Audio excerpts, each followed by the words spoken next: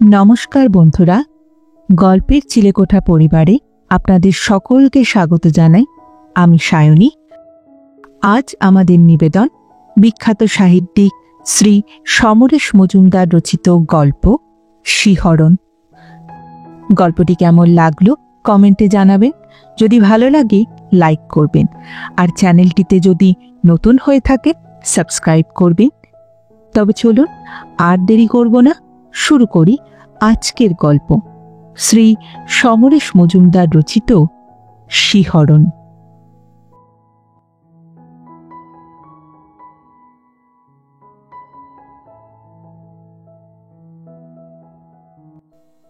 শক্তিব্রত বাবু মুখ তুলে কৃষ্ণচূড়া গাছ দেখলেন। এই ভয়ঙ্কর গরমেও গাছটা ফুলে ফুলে ছেয়ে গেছে, চোখ জুড়িয়ে যায়।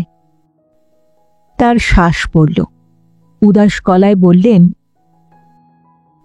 আজকাল আর যুবতী বিধবা বড় একটা দেখা যায় না।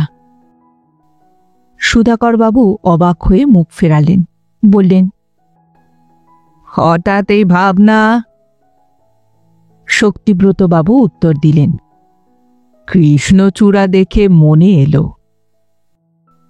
বিমলেন্দু একটু গম্ভীর প্রকৃতির মানুষ। ওপাশ থেকে একটি শব্দ উচ্চারণ করলেন, আশ্চর্য। শক্তিব্রতবাবু বললেন, অন্যায় কিছু বললাম বুঝি? বিমলেন্দু বললেন, কৃষ্ণচূড়ার সঙ্গে যুবতী বিধবার কি সম্পর্ক তাই তো বুঝতে পারছি না মশাই। শক্তিব্রতবাবু জিজ্ঞেস করলেন, বঙ্কিম পড়েছেন? বিমলেন্দু সারা জীবন রেলে চাকরি করেছেন, প্রবাসে কাটিয়েছেন। গল্প উপন্যাস পড়ার বাতিক তার ছিল না। বঙ্কিমচন্দ্রের একটি বই তিনি পড়েছিলেন, কারণ সেটি তার স্ত্রী বিয়ের সময় উপহার পেয়েছিলেন। কচি বাচ্চা বাচ্চা মেয়ের মুখে বঙ্কিমচন্দ্র এমন সব সংলাপ বসিয়েছেন যে লেখকের বাস্তব জ্ঞান নিয়েই তার রীতিমতো সন্দেহ হয়েছিল। যদিও তার স্ত্রী তাকে মনে করিয়ে দিয়েছিলেন তিনি তার মায়ের 14 বছর বয়সের সন্তান। বিমলেন্দু উত্তর দিলেন না।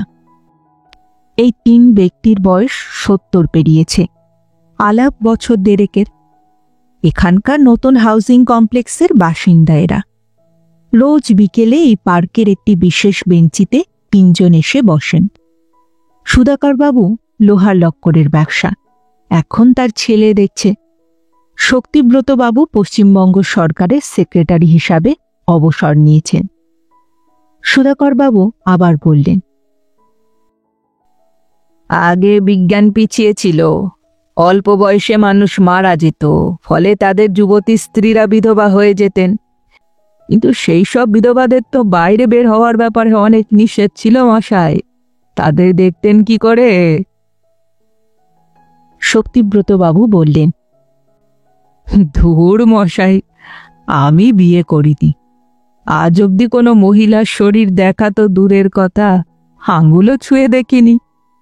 আমি কি করে সচক্ষে ওদের দেখব? আমি তাদের দেখেছি বইয়ের পাতায়।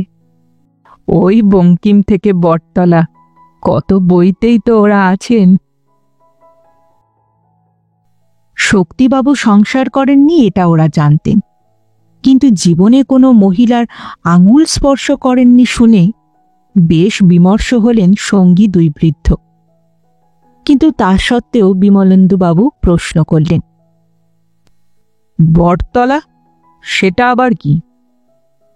শক্তিব্রতবাবু একটু লজ্জিত হলেন। আরে মশাই, ওই যে মলাটবিহীন চটি চটি বইগুলো। বাঁকুড়ায় যখন পোস্টেড ছিলাম তখন এক সহকর্মী কলকাতায় গেলেই নিয়ে আসতো। একটু একটু কেন, সেগুলো বেশ অশ্লীল। তবে কিনা ওই বয়সে মন্দ লাগতো না। সেদিন সন্ধেবেলায় ফ্ল্যাটে ফিরে এসে সুধাকরবাবু দেখলেন তার স্ত্রী বৌমার সঙ্গে হেসে হেসে খুব গল্প করছেন। তিনি কথা না বলে নিজের ঘরে ঢুকে চেয়ারে বসলেন। শক্তিব্রত বাবুর জন্য ওর মন বেশ খারাপ হয়ে গিয়েছিল। অস্বস্তিও হচ্ছিল। চায়ের কাপ নিয়ে বৌমা ঢুকতেই তিনি বললেন, তোমার শাশুড়িকে একটু আসতে বলো তো। বৌমা ঘাড় নেড়ে চলে গেল। সবিতা এলেন। কি হলো, কি বলছো? মাথা নাড়লেন সুধাকর বাবু। মানে না, কিছু না। আরে কি হয়েছে বলবে তো, শরীর খারাপ লাগছে? না। তাহলে কোনো খারাপ খবর পেয়েছো নাকি? না না, ওসব কিছু না। এই শক্তিব্রত বাবুর কথা ভাবছিলাম আর কি। অবিবাহিত মানুষ, একাই থাকেন। একা থাকবে কেন, সঙ্গে ভাইপো থাকে বলেছিলে না?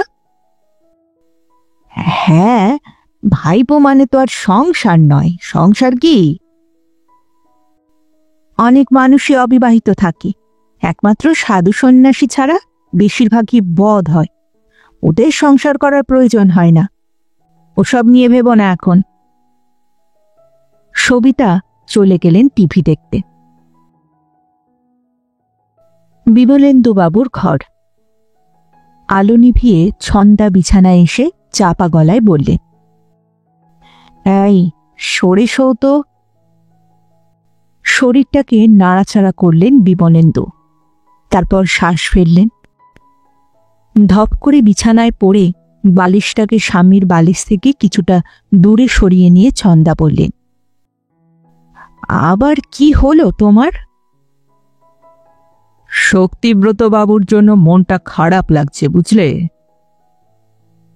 কেন?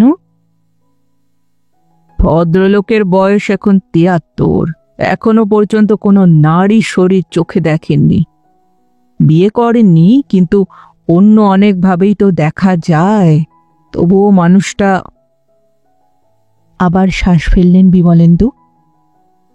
ছন্দা বললেন, ভালো মানুষ, সচ্চরিত্র, তোমার মতো ছোপ ছোপ বাতিক তো নেই। তুমি বুঝতে পারছো না।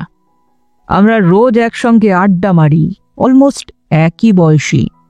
আমি আর সুধাকর বাবু দেখেছি, আর উনি দেখেননি। এক ধরনের কমপ্লেক্স তৈরি হয় না? তুমি পুরুষ হলে বুঝতে।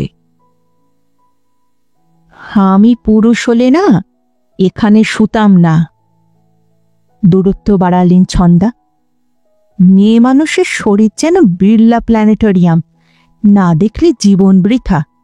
কথা শুনলে গা জ্বলে যায়। বিমলেন্দু স্ত্রীর বাজুতে হাত ছোঁয়াতেই ছন্দা ক্ষেপে গেলেন।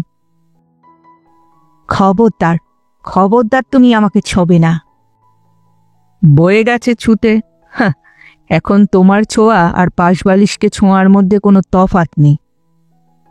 কি? আমি পাশবালিশ? অলমোস্ট। ছন্দা বালিশ নিয়ে নিচে নেমে ঘরের মেঝেতে শুয়ে পড়লেন। গরমকাল, ঠান্ডা লাগার কোনো ভয় নেই। পরের দিন বিকেলবেলায় সবিতা যাচ্ছিলেন কোঅপারেটিভের দোকানে। সকাল থেকে তার স্বামী মুখে কুলুপ দিয়ে বসে আছেন। ২-৩টে কথা বলে উত্তর না পেয়ে তিনি আর কথা বাড়াননি। যা বলার বৌমাই বলেছে। পিঠে ঘামাচি হয়েছে, পাউডারটা শেষ হয়ে গেছে। স্বামীকে বললে এনে দিতেন, কিন্তু জেদে তিনি বলেননি। নিজেই বেরিয়েছেন, একটু হাঁটাও হবে। সেলস কাউন্টারে গিয়ে দেখেন ভিড় নেই। দাঁড়াতেই শুনলেন, ভালো। তাকিয়ে দেখলেন বিমলেন্দুবাবুর স্ত্রী ছন্দা। পুজোর সময় আলাপ, কিন্তু যাওয়া আসা তো নেই। মাথা নাড়লেন সবিতা, বললেন, ভালো। আপনি? ছন্দা এগিয়ে এলেন। একা না সঙ্গে কর্তা আছেন? সবিতা বললেন, এই সময়? পাগল, এখন ৩ বন্ধু পার্কে বসে গল্পে মশগুল। কেন, আপনার কর্তা যাননি? শরীর খারাপ নাকি? ছন্দা হাসলেন, না না, গেছেন, না গেলে ভাত হজম হবে কেন? এবার কিন্তু কিন্তু করেও জিজ্ঞাসা করে ফেললেন সবিতা। আচ্ছা, ওই শক্তিব্রত বাবু লোকটি কিরকম বলুন তো? সবিতা জিজ্ঞেস করলেন। ছন্দা বললেন, এই দেখুন, আমার মনেও এই একই প্রশ্ন এসেছে। বিয়ে করেনি, ভাইপো নিয়ে থাকে, তার মানে সংসারীও নয়। এদের সঙ্গে তাহলে কি নিয়ে কথা বলে বলুন তো? সবিতা লজ্জা পেলেন, বললেন, ঠিক বলেছেন, ঠিক। কাল একটা কথা শুনে লজ্জায় কি যে বলবো। ঘনিষ্ঠ হলেন ছন্দা। কি বলুন না, কি শুনেছেন? আমার বলতে খারাপ লাগছে। ছন্দা জিজ্ঞেস করলেন, মেয়ে মানুষের কথা? সবিতা চোখ বড় বড় করলেন। হ্যাঁ হ্যাঁ, এত বয়স বেঁচে আছেন, তিনি নাকি দেখেননি, তাই ওর জন্য সমবেদনায় মরে যাচ্ছেন আমার স্বামী। ভাবুন তো। ছন্দা বললেন, শুধু আপনার, আমারটিও। বুড়ো বয়সে কি মতিভ্রমী না হয়। সবিতা বললেন, লোকটা মনে হয় বদ। ওর সামনে গেলে মনে হবে এক্সরে চোখে আমাকে দেখছে। বলুন, মনে হবে না? ছন্দা বললেন, যা বলেছেন, অথচ জানেন কোনোদিনও কেউ কারো বাড়িতে যায়নি। সবিতা বললেন, অথচ এসব আলোচনা হয়, ভাবতে পারেন? আর কি হয় কে জানে। আমার মাঝে মাঝে ইচ্ছে করে ওর বাড়িতে গিয়ে খোঁজ খবর নিই। কিন্তু কি বলে যাবেন? লোকটা কি রকম তাও তো আমরা জানি না। না না, লোকটা যখন থাকবে তখন কেন যাব? যখন থাকবে না তখন যাব। এই ধরুন বিকেল 5:30 থেকে 6টার মধ্যে। ওর ভাইপো বাড়িতে থাকলে ঠিক কথা বার করে নিতে পারবো। কি বলেন? কিন্তু গেলে তো কিছু বলতে হবে। ছন্দা বললেন। দুজনে মিনিট 5 আলোচনা করে শেষ পর্যন্ত কথা পাকা করলেন। পরের দিন স্বামীরা কথা বলতে চেয়েছিলেন, কিন্তু স্ত্রীরা রাজি হয়নি। তারা আগের দিন মান দেখিয়েছেন, এবার মান দেখানোর পালা স্ত্রীদের। বিকেল 4:45 ওরা পার্কের দিকে চলে গেলে সবিতা এবং ছন্দা দেখা করলেন। সবিতা বললেন, যদি ওর ভাইপো ফ্ল্যাটে না থাকে? ছন্দা বললেন, ফিরে আসবো, কেউ তো জানতেও পারবে না। বাড়ি বের করতে অসুবিধে হলো না। বেল বাজাতেই যে ছেলেটি দরজা খুলল, তার বয়স 20-র আশেপাশে। সবিতা বললেন, আমরা মহিলা সমিতি থেকে এসেছি। ছেলেটি বলল, ও, আসুন, কিন্তু বাড়িতে তো কেউ নেই এখন। ঘরে ঢুকে ছন্দা জিজ্ঞেস করলেন, কোথায় গিয়েছেন? পার্কে। সবিতার প্রশ্ন, এ বাড়িতে মহিলা কেউ আছেন? না, আমি আর জেঠু থাকি। ছন্দা জিজ্ঞেস করেন, কোনো মহিলা নেই? জেঠু আসলে মহিলাদেরকে পছন্দ করেন না। কেন? আমি জানি না, আমাকেও মেয়েদের সঙ্গে কথা বলতে বারণ করেছেন। বুঝলাম, কিন্তু আমরা যে ওর জন্য অপেক্ষা করব। দেরি হবে তো তাহলে, পার্কে গেলে দেখা পেতে পারেন। না না, উনি কোন ঘরে থাকেন বলো তো? ওই যে ওই ঘরে। বলা মাত্রই ওরা চলে এলেন সেই ঘরে। কোনো অবিবাহিত পুরুষদের ঘর এত সুন্দর সাজানো হতে পারে ওরা জানতেনই না। তাদের স্বামীরা তো জল গড়িয়ে অবধি খায় না। সবিতা বললেন, আমরা এখানেই বসছি। ছেলেটি বলল, আপনারা কি চা খাবেন? তুমি তৈরি করতে পারো? হ্যাঁ। বেশ। ছেলেটি চলে গেলে সবিতা বললে, ভাইপোকে চাকরের মতো খাটায়, বুঝলেন কিনা? ছন্দা বলল, মেয়েদের সাথে মিশতে দেয় না। সবিতা এগিয়ে গিয়ে টেবিল থেকে বই নিল একটা, বলল, বিদ্যাসুন্দর মনে হচ্ছে। এই বই পড়ছে? বাহ, বুড়োর খুব রস। ছন্দা বললেন, রসালো বই বুঝি? বেশ অশ্লীল। পড়েননি বুঝি? না তো। ভারতচন্দ্রের গ্রন্থাবলী আছে আমার কাছে, দেব, পড়বেন। বলতে বলতে টেবিলের ড্রয়ারের কাছে এগিয়ে গেলেন। ছন্দাও উঠে এলেন। এবার টেবিলের ড্রয়ারটা খুলে ফেললেন ছন্দা। বাধা দিলেন সবিতা, বললেন, এটা কিন্তু একটু বাড়াবাড়ি হয়ে যাচ্ছে। ছন্দা বললেন, একটা লোকের চরিত্র বোঝা যায় তার ড্রয়ার দেখেই। এমা, এগুলো কি বই দেখি তো।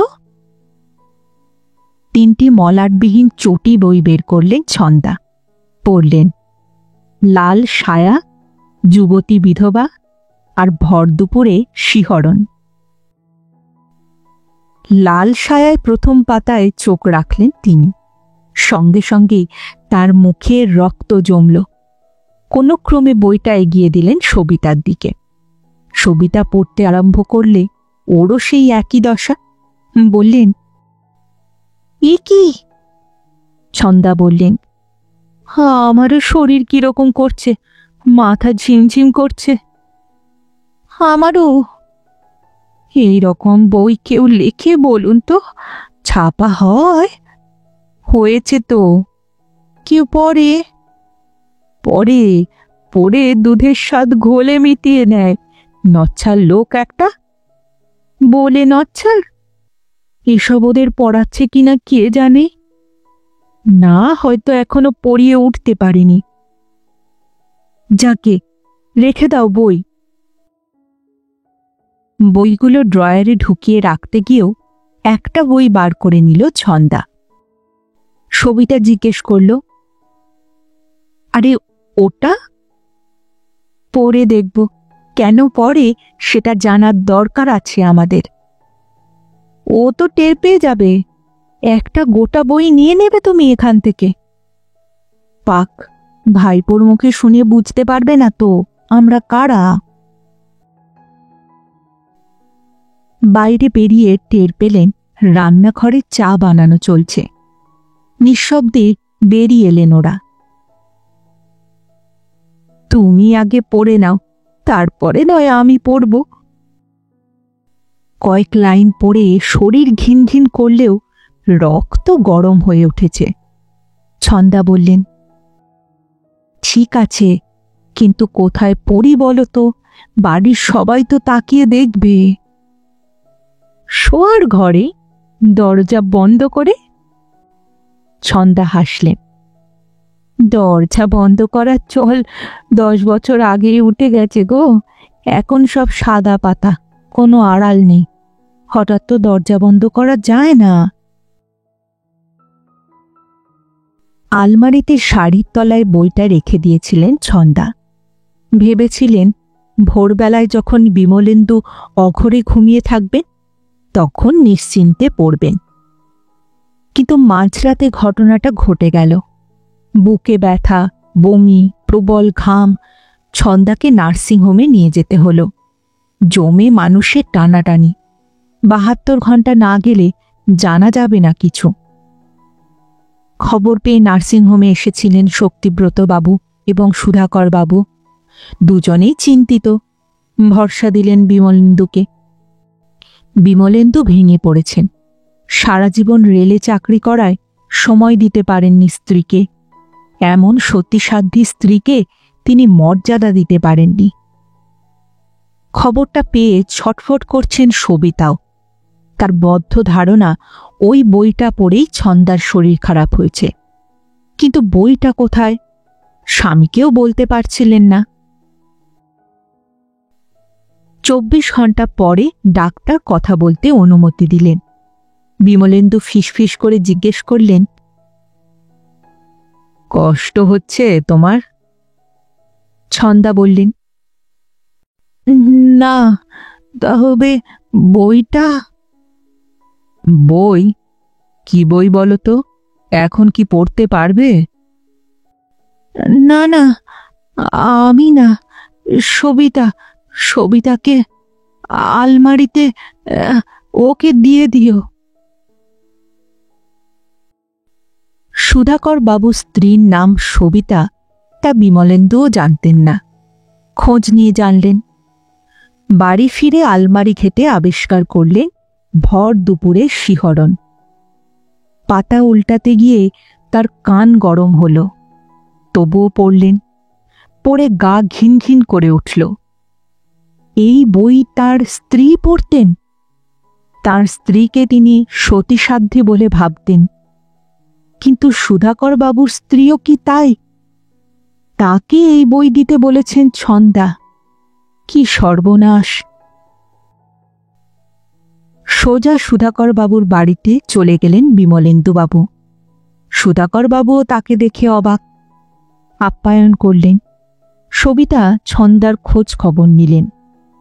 চা খেতে হলো, কিন্তু কিছুতেই বিমলেন্দু বইটা পকেট থেকে বার করতে পারলেন না। তারপর চলে এলেন। সেদিন বিকেলে নার্সিংহোমে যাওয়ার পথে শক্তিব্রত বাবুর বাড়িতে এলেন বিমলেন্দু। বললেন, আপনার তো এসব পড়ার অভ্যেস আছে, নিন রাখুন। এ কি ভর দুপুরে শিহরণ?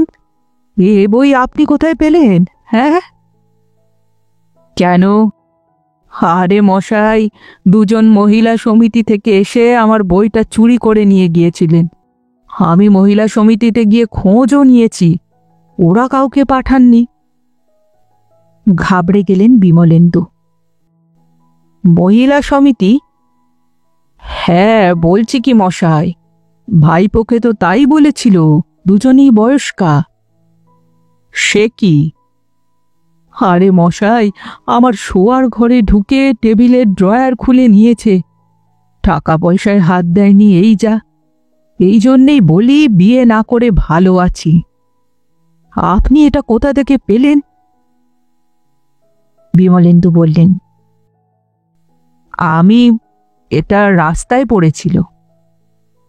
হ্যাঁ, বলেন কি? পড়ে টোড়ে বাড়িতে না রাখতে পেরে রাস্তায় ফেলে দিয়েছে? হয়ে গেল। ঘাবড়ে গেলেন বিমলেন্দু। কি হয়ে গেল? শক্তিব্রত বাবু হাসলেন, বললেন, এবার ওই দুই মহিলার বৃদ্ধ স্বামীরা বিপদে পড়বেন যে মশাই। প্রৌঢ়ারা তরুণী হয়ে যাবেন, আর বৃদ্ধরা সর্ষের ফুল দেখবেন। নার্সিংহোমে গিয়ে দেখলেন সবিতা এসেছেন ছন্দাকে দেখতে। ছন্দাজ ভালো, বেডে দিয়েছে ওরা। এক মুহূর্তেই বুঝে গেলেন শক্তিব্রত বাবুর বাড়িতে কারা হানা দিয়েছিল। সবিতা চলে গেলে বিমলেন্দু স্ত্রীর পাশে টুল নিয়ে বসে গম্ভীর গলায় বললেন, অবিবাহিত পুরুষের বাড়ি থেকে চুরি করে আনার মতো আর কিছু পেলে না? ছন্দা তাকালেন, চোখ বন্ধ করলেন লজ্জায়। তারপর একটা হাত স্বামীর হাঁটুর ওপর রেখে কাঁপা গলায় বললেন, অসভ্য।